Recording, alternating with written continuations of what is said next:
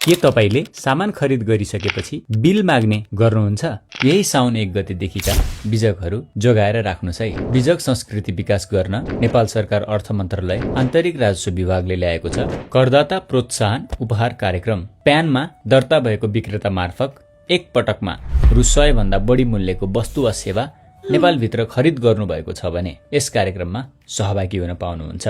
तर व्यावसायिक खरिदका बिल, सरकारी सार्वजनिक संस्थानका बिल, टेलिफोन, इन्टरनेट, बिजुली वा हवाई टिकट बिलहरू कार्यक्रममा समावेश हुने छैनन्। यदि तपाईले डिजिटल माध्यमबाट मर्चेन्ट अकाउन्टमा सोझै भुक्तानी गर्नुहुन्छ भने तपाई कार्यक्रममा स्वतः सहभागी हुनुहुनेछ। तर नगद भुक्तानी गर्नुभएको छ भने विभागको वेबसाइट गई बिल जारी भएको 15 दिनभित्र बिजक नम्बर र जारी मिति, विक्रेताको प्यान नम्बर र कुल रकम र खरिदकर्ताको नाम र मोबाइल नम्बर प्रविष्ट गर्नुपर्नेछ।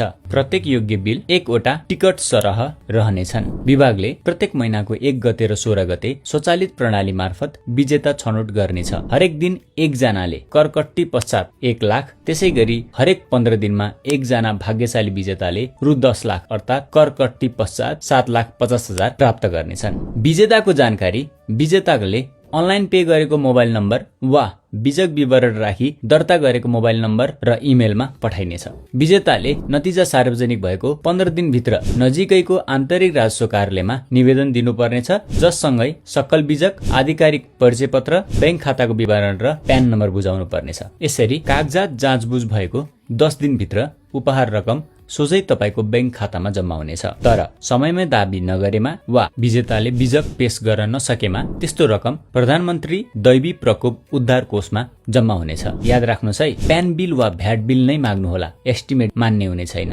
अनिवार्य बिल लिऊ, कर अनुपालनमा सहभागिता जनाऊ।